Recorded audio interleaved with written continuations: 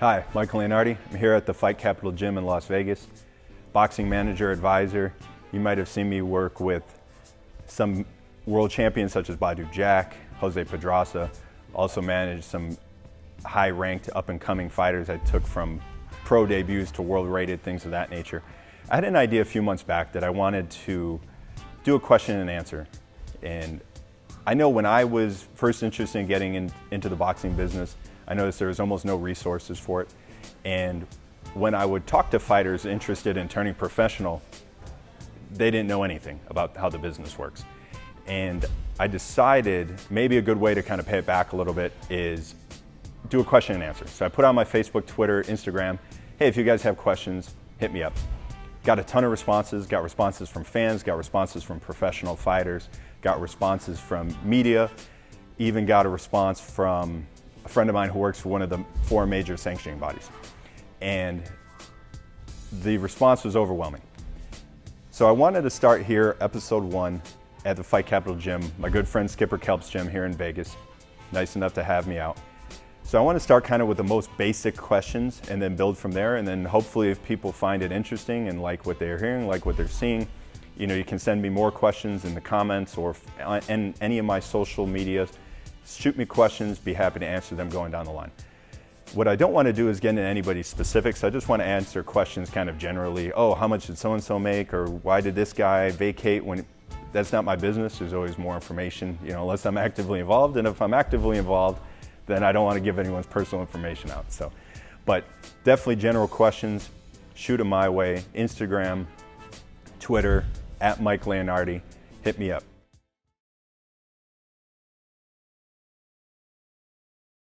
All right, the most basic question I've got is, how does someone become a professional boxer? Okay. First, it seems obvious, I think you want to become an amateur boxer. Get some experience, get with a trainer. It takes years.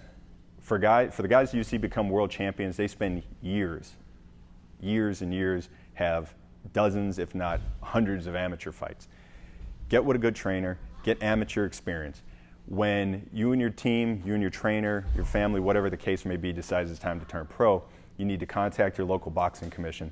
The local boxing commission will grant you what's called a federal ID. Federal ID is an ID you use all throughout the country with various boxing commissions, and there's 60, 70 some boxing commissions in the United States, unfortunately. But the federal ID carries from every state. So that's run by what's called the ABC, the Association of Boxing Commissions. You need a federal ID to box anywhere in the United States. Once you have the federal ID, you need to get yourself a fight. You need to get yourself licensed. And now if you have a promoter or manager backing you, they can definitely help you with this. They can contact the local commission. They can help find you a fight. Different commissions have different rules. Some commissions require a certain number of amateur bouts, some don't. Some require MRIs, some don't. It varies wildly. States like Nevada, California, New York are very, very strict. States like West Virginia or Indiana, not so strict. Native reservations, generally speaking, don't want to make a blanket statement, but generally speaking, they're also not very strict. Some of them do have strict medicals, though. So contact the local commission or whatever commission you're anticipating fighting under. Find out what those medical requirements are. Promoter, manager should help you set up for those, especially if they really want you on the card. And get that done, get licensed, get your medicals done, go have a fight.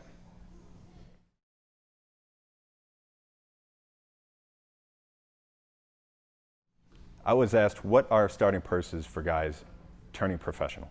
Assuming you're not an Olympian or a guy who's won multiple national titles, things of that nature. Maybe you're a guy with 20, 30 fights, a guy fought in local Golden Gloves, things of that nature. Typically speaking, in the bigger boxing commission states, New York, California, Nevada, where they have big shows, guys might get $1,200, $1,500 to fight a 4-round fight. You go somewhere kind of smaller in the country, West Virginia, let's say for instance, rural Pennsylvania, guys might get $400, $600. So depending on where you are, Illinois, Chicago, where I'm from originally, it kind of fell in the middle. Guys would typically get about $800, $1,000, depending on how that works. Now, a follow-up question I was asked was, how do ticket deals work? This can get a little bit tricky, and a lot of times when guys first turn professional, they need to fight on what's called a ticket deal. What a ticket deal is, when you fight on a local show, local promoters generally have small budgets. A lot of local shows lose money. People don't realize that. If it's not at a casino, if it's not on television, a lot of these cards lose money, or the promoter's just hoping to break even. So what he does with a lot of guys, local fighters, is he'll do what's called ticket deals. Guys might not get paid, or they might get paid very, very little, but they get a percentage of tickets they sell. So what happens, in the general kind of principle behind it, is if you have a nice family, nice fan base, your friends, your family will come out, maybe your church group, school, guys that work in unions, a lot of times they're big ticket sellers. I've seen guys that work at the Ford Motor Company plant, and they bring 1,000 guys with them or whatever, just because people are excited to see one of their peers fight. So typically how those deals work, and they vary. Typically how those deals work is the local promoter will give the fighter a stack of tickets. Here's a couple hundred tickets. Go sell these. You get to keep a percentage. That's your purse. And if you're able to sell those tickets, you're able to fight on the next card, that sort of thing. So the local promoter doing the club show, he's not tied to you contractually. He doesn't have any long-term investment in your career, but he's happy to put you on because you bring a nice crowd, you generate a little bit of money for him, and in turn, not only do you get a fight, ideally you get a win. He sets you up with a favorable opponent. Beyond that, taking a little bit of a step up, I had another question come across about buying fights. And this is a little bit different. So if you're turning pro, or sometimes even established pros that have a manager, sometimes even a promoter behind them, maybe the promoter doesn't have a show coming up in the near future, they'll do what's called buying fights. So what that means, if you have somebody with some financial backing behind you, they'll go to a promoter, they'll say, hey, my guy needs a fight, 4, 6, 8, whatever the length, negotiate a deal with him, pay for your opponent, pay your purse if you're getting one. Sometimes guys take easy fights for little or no money just to stay active, and agree to put you on another promotions card. A lot of times that's, I don't want to get too detailed, but a lot of times that's what requires what's called a slot fee. That's something for the promoter hosting the card. He makes a little bit of money because he has to provide insurance, referee, judges, things of that nature. They all add up and cost him a little bit of money through not only his insurance company, but the local boxing commission. So when you're first starting out, a lot of times you see guys on ticket deals fighting for little or no money to get wins, or guys in more 50-50 fights or worse than 50-50 fights might be getting $800,000, $1,200 a fight when they first turn pro for 4-rounders.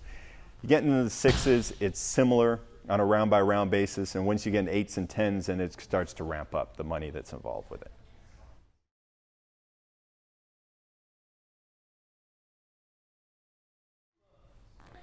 Another question I came across, and this is a great question, because there's a lot of confusion with this. I've had professional fighters ask me this question. What's the difference between a promoter and a manager? The easiest way I can describe it is if you follow team sports. Say you're a fan of the NFL. Tom Brady, everybody knows Tom Brady. Tom Brady plays for the New England Patriots. Tom Brady also has an agent. The agent's job is to help Tom Brady make the most money possible. Negotiates his contract, negotiates endorsement deals. The Patriots are on the other side. They're his employer. They pay him, ideally they want to pay him kind of as little as possible without being ridiculous. And then they put together the event. They sell tickets, they have games on Sundays, they have a stadium, the whole nine, television rights through the league. It's similar with the manager, promoter, boxer role. So Brady would be the fighter. The manager would be Tom Brady's agent, and the promoter would be the New England Patriots. So for instance, somebody like Terrence Crawford. Terrence Crawford has a manager. Terrence Crawford is promoted by Bob Arum's company, Top Rank. So Top Rank puts on events. They sell tickets, they sell television rights, they sell sponsorships. Then they pay Terrence a purse. Terrence's manager's job is to try to negotiate that number up. Top Rank's job, really, and this is just the nature of the business, is they want to pay him a fair number, but at the same time they want to pay him less than necessary, if at all possible. And that's not exclusive to them. That's that's anybody. They're your employer, right? At your job, you don't get paid unlimited amounts of money. Neither does Crawford when he fights. Neither does anybody when they fight. There's always a cap. There's always a budget. And how that works now is, And I've also had people ask, what are the percentages a manager gets? So the manager, you have to keep in mind the manager is there on your behalf. The manager is there to negotiate for you, try to get you endorsements. Maybe they try to get you sparring with more experienced fighters, world champions, what have you, get you in training camps, make you a little bit of money that way, get you some sponsors, whatever the case. Make sure you have a good trainer if you need supplements, things of that nature. They look after you. The promoter, they want to promote you and make you a star, but at the same time, they don't want to pay you millions and millions of dollars if they don't have to. So typically, and the manager percentages vary wildly.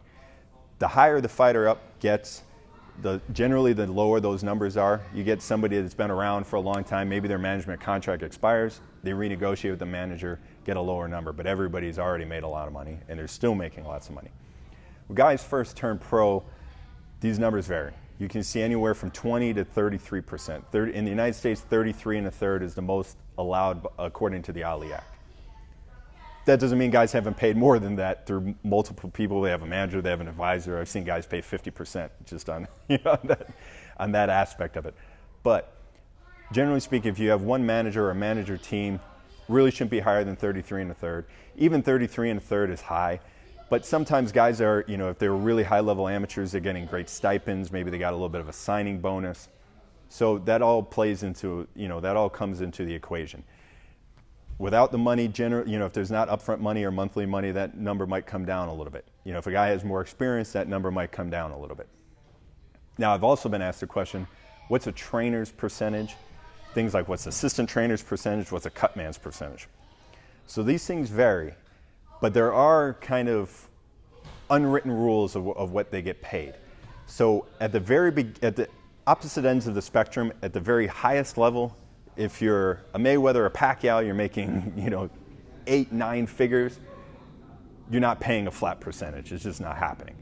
If you're at the very lowest end of the spectrum, maybe you're making a few $100s fighting on a ticket deal, you might have to pay your trainer a little bit more than what the customary percentage. And so it's a little bit of a gray area. Generally speaking, a head trainer gets 10%, assistant trainer gets 5%, cutman gets 2%. Again, these numbers start to break down at the far ends of the spectrum. If you're making $1 million or more, $5 million, very well might not be paying your trainer $500,000 to train you for 8 weeks. But that's between you guys. So these are not steadfast rules, but that's kind of, generally speaking, where those numbers fall.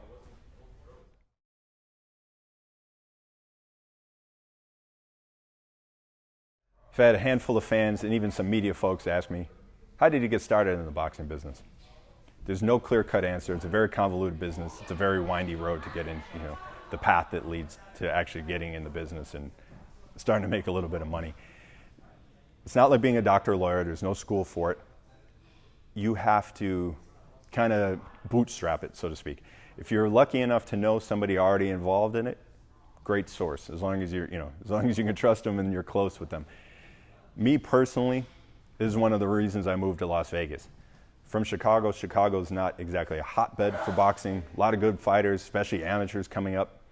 Not a ton of pro boxing, especially at the highest level. So I always looked at Vegas as like Hollywood for acting. If you want to be an actor, people move to Hollywood. If you want to be a boxer involved in boxing at the highest level, a lot of people move to Vegas. So it's one of the things that brought me to Vegas, that and warm weather. But there's no clear-cut path. The best advice I can give is network. Be around the sport. Boxing, for better and for worse, is one of the most accessible sports there is. You can't go to the Lakers training facility and watch LeBron James practice. You just can't. You can't shake his hand, ask him questions. With a lot of boxers, even a lot of world-class boxers, you can. A lot of world-class boxers come from very humble backgrounds, and even though they might fight like their doo-doo don't stink, a lot of times in person they're very, very easygoing, very friendly guys. A lot of them are very accessible, approachable. Hang out at gyms, get to know people, get to know trainers. Trainers, generally speaking, are very accessible. Get to know managers, get to know cutmen. Anybody that's been involved in the sport on a professional level, especially people at a high level, at a world-class level, can kind of put you on the game. You know, if they're a nice guy, you build up a bit of a rapport with them. That's going to be a fantastic source for information. There's not a lot of resources, like I said in the intro, and that's one of the reasons I want to do this, is because there's not a lot of places to turn if you want to learn about the business. But anybody that has more experience than you can be a great source for you. Be friendly, be outgoing, meet people, go to the fights. You know, if you've been around the big fights, you know how accessible the legendary fighters that come are. The current champions, especially when they're at fights, they're in the crowds, they take pictures with everybody. And, you know, not everyone, but the majority are very accessible. It's not like other sports. It's a very low barrier of entry to become a manager. You just have to convince one guy that you can help manage him. But don't play with anybody's livelihood either. I'm very, very cognizant. You know, when we work with guys on a professional level, this is their livelihood. A lot of guys have families, they have kids, they need to support. This is it. They only get one chance. I always refer to a guy's boxing record as a tattoo. For better or for worse, it's permanent. If you're a two-time world champion, that's permanent. You have that on your arm for life. If you lose your first 3-4 pro fights, you have that on your arm for life, and it's almost impossible to dig yourself out of that hole. Long story short, you want to be involved in the business. Meet people, be outgoing, network, ask questions, approach people. Not everybody's going to be nice, not everybody's going to be your best friend, but the best way to do it, boxing is maybe the most accessible sport in the world.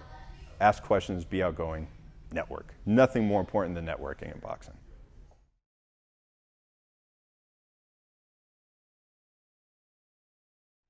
How does a boxer benefit from a good promoter?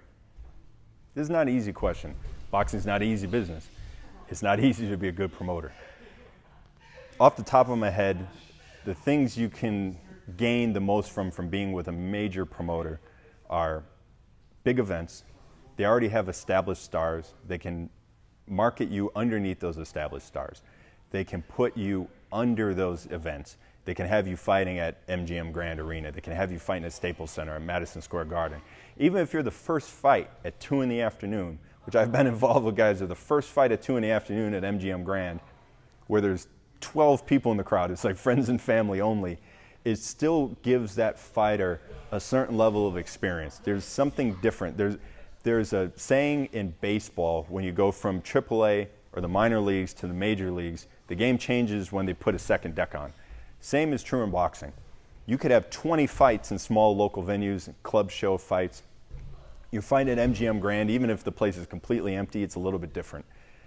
Lights are a little brighter. You look out, it's just a massive arena. You could play NBA games there, you could play NHL games there. It's just different. That's a tremendous amount of help for a guy to go through that process.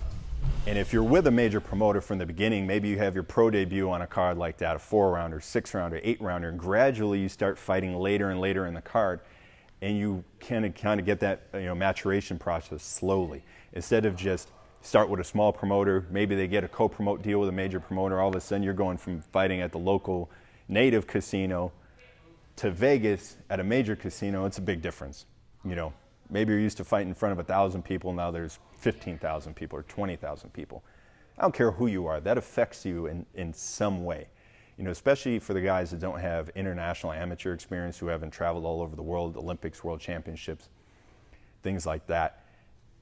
It can change things, and the more experience you have, the more times you go through it, the better.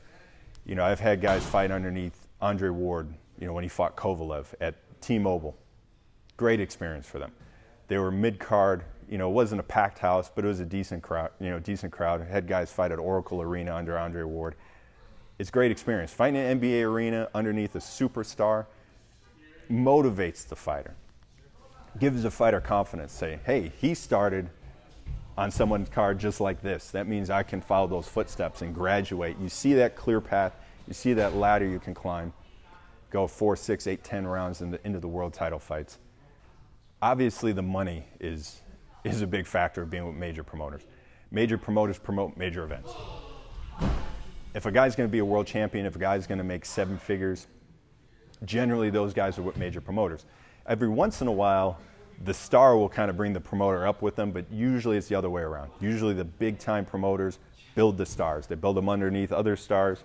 Guys, a handful of the guys mature into star, or not even a handful, a few guys of their 20, 30, 40, 50 prospects mature into stars. The marketing drive behind it, the way they promote shows. Another thing that's you see with the big major promoters is they have fantastic matchmakers.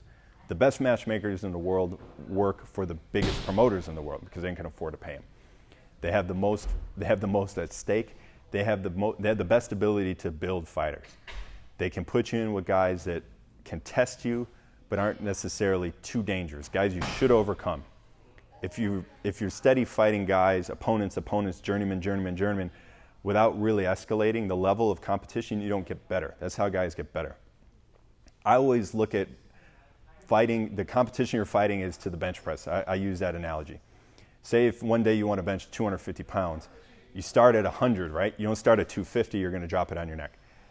But if you go 100, 100, 100, 100 for a year, you're never going to get there. You're going to get bored, you're going to slip up, there's no resistance there.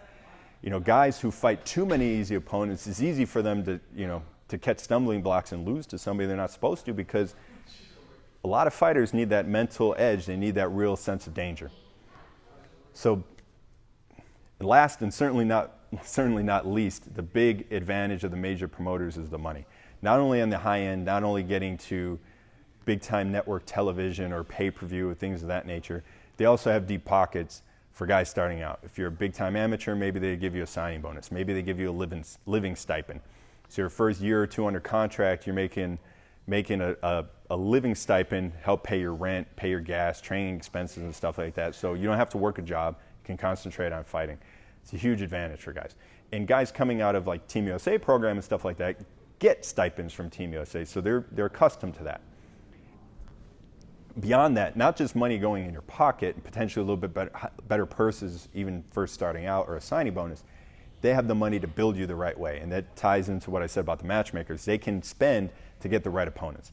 They don't have to nickel and dime or well, I can't fly an opponent in from overseas because it's not in the budget. The big time promoters bring guys in from Europe, South America, Asia, wherever the guy is, they bring the right guy. So those are some of the advantages of being with a major promoter.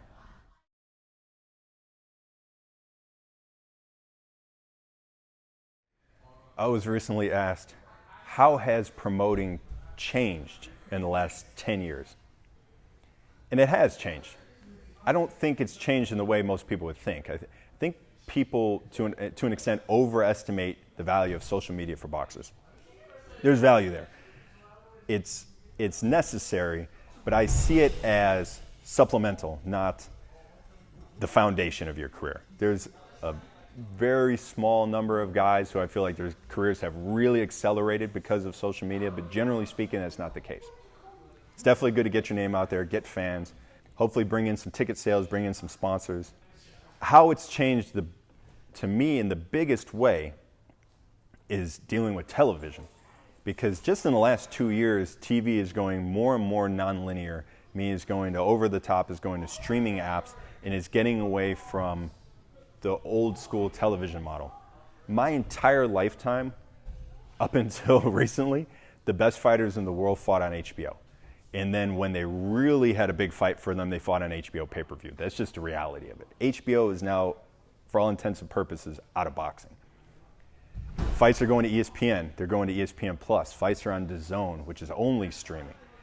Fights are going to network television. You've seen fights in the last few years on ABC, CBS, NBC. There's a new Fox television deal coming up. Fights are going on cable. It's totally different. Showtime is still the standalone premium network, and they do a fantastic job. But they have streaming also. You don't even need a cable hookup or a satellite hookup to get Showtime anytime. You can watch it on your app. So they're kind of straddling the line of linear and non-linear television, which is fantastic on their part. So it's changed a lot. Now, in terms of promoting fighters through social media, that's also changed, because now every big promoter, just like every sports team, has a social media team. They're doing vignettes cut for Instagram. They're shooting videos, posting them on Twitter. They're using that to spread the word. And they're short clips. They're exciting. They're fast moving. helps draws attention. And especially for young fans, it's important because that's where young fans go more so than anything. You know, decades past wasn't necessarily the way, newspapers used to cover boxing. People used to read about a guy in the newspaper and then want to see him fight. Those days are gone. You know, there's a lot of internet media. Internet boxing media is very important. Those are the best boxing writers in the world now are on the internet. Nobody would have thought of that, 10, 15, especially 20 years ago. They were writing for magazines, they were writing for newspapers. Now they're predominantly based on the internet. Dan Raphael, who's probably the most known boxing reporter in the sport currently, was at USA Today. He was at a newspaper. Now he's at ESPN. Like, what does ESPN need a writer for? The website. They saw it coming. They launched ESPN Plus last year. They were a little bit ahead of the curve, but more and more so, you're going to see things going to streaming. Like currently, Golden Boy and Main Events are showing fights on Facebook. It doesn't get more nonlinear than that. It doesn't get more cutting edge than you sign into Facebook, you watch a fight. People more and more have smart TVs, they have tablets. You can watch the fights on your tablet, watch the fights on your smart TV. You don't even need a TV hookup anymore to watch the best fights in the world, generally speaking. So that's the biggest change to me. Promoters have to be more nimble, they have to be more flexible. They're not just going to HBO and getting license fees. They're not just going to Showtime and getting license fees. Sometimes they do, a lot of times they don't. A lot of times they're selling it on their own, they're selling it through the app. The app is driving big time viewers. It's a brave new world. It's good for boxing fans. Currently, right now, late 2018, I feel like there's more, and especially coming early 2019, I feel like there's more boxing on television than ever. A lot of people the last decade, 15 years have been saying it's a dying sport, it's a dying sport. There's huge money being invested into boxing right now. There's multiple outlets with huge $100, $200, $300, $400 million budgets. It's nuts. Tons of money coming into boxing, linear, non-linear. It's a brave new world.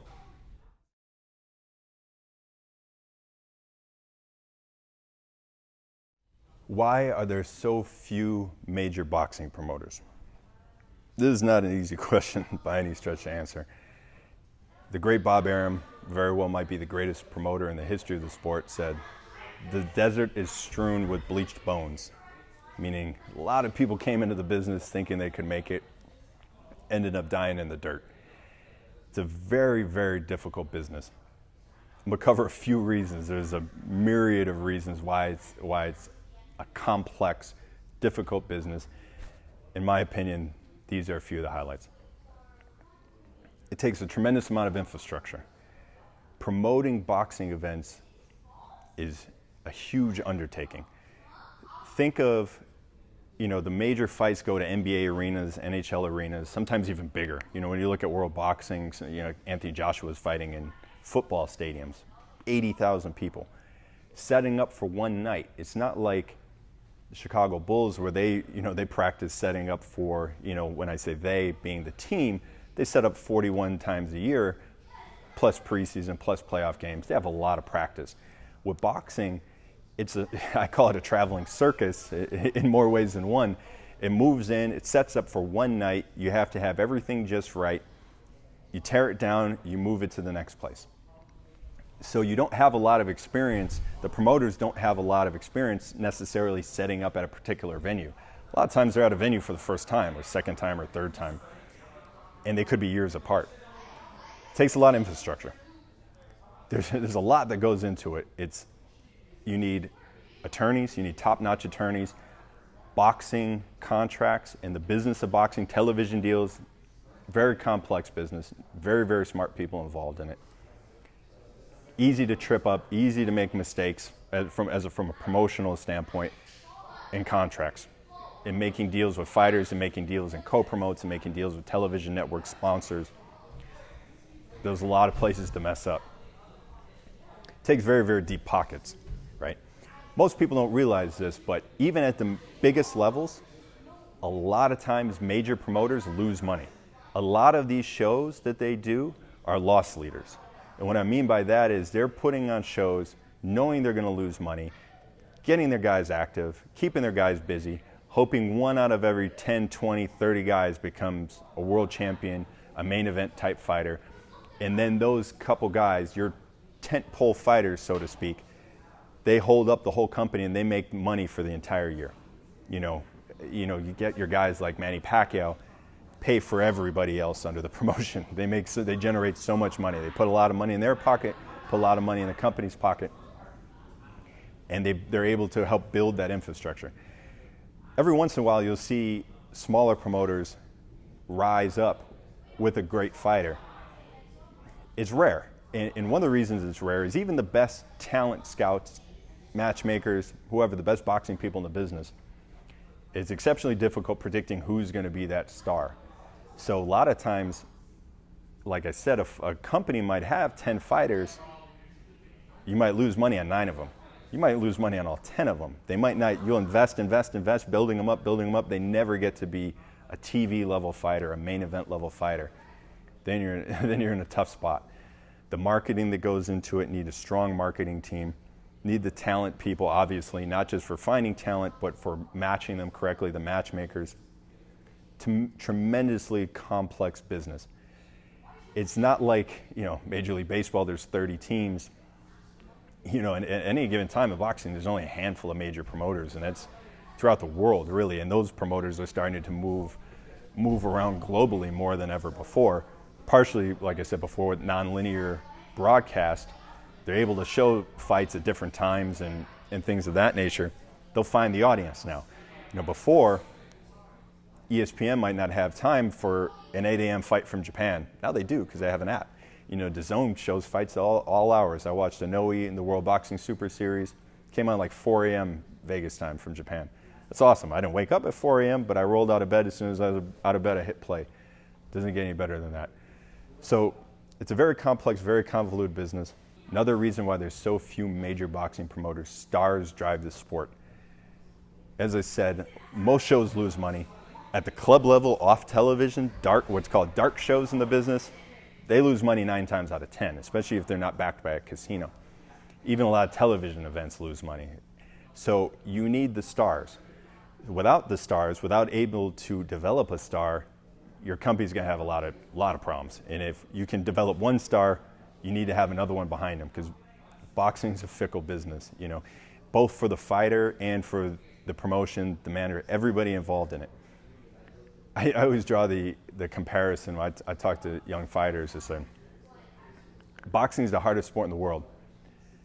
If Kobe Bryant, in his prime, and he had nights like this, went out and shot 2 for 20, scored 8 points, he wakes up the next day, he's still Kobe Bryant. An undefeated world champion of Floyd Mayweather, if Floyd ever had an off night and lost, he's not the same guy the next day, because every fight is the Super Bowl. Every fight's the biggest one. And there's no guaranteed contracts. Every fight means the next payday coming. So even for promoters, don't get me wrong, and like I said in this episode, I didn't want to get too involved in the business. Promoters do different things, like they get options on fighters and co-promotes and things like that. They leverage their position once they have champions. But that doesn't make it easy. And there's very, very few companies who are doing an extremely good job of it, not only from the production side of it, from the marketing side of it, from the talent side of it, from the matchmaking side of it. You need great fights, right? Nobody wants to watch bad fights or boring fights. It's a very difficult business, very complex business, and in my mind's eye, that's why there's so few major promoters. There's very good promoters that don't have the budget. There's guys with huge budgets that don't have the right people around them. It takes a combination of everything. It takes a synergy, and then a little bit of luck too. You need the right fights and maybe stumble upon the right guys. But from an overall standpoint, you need the right production. You need the right talent people. You need legal people. You need people doing sales, selling not only tickets and marketing the event. You need people selling sponsorships. It's like building a Major League Baseball team from the ground up and then traveling around the country, if not the world. All right, this was episode 1 of Mike Leanardi's question and answer on the boxing business. Hope you found it interesting. Hope you, more importantly, found it informative. If you have questions, I highly recommend you reach out to me. Twitter, Instagram, @Mike Leanardi. Hit me up. Shoot me your questions. The more questions, the better. The more questions I get, the more I'll have content to do this, and the more motivating it will be to do this. So like I say, hopefully people enjoyed it. Hopefully people found it informative. Well, I thank Fight Capital, Skipper Kelp, Jason Croco. Thanks for having me out, giving me the gym for a couple hours. And once again, hope you enjoyed it. Shoot me your questions. Otherwise, protect yourself at all times.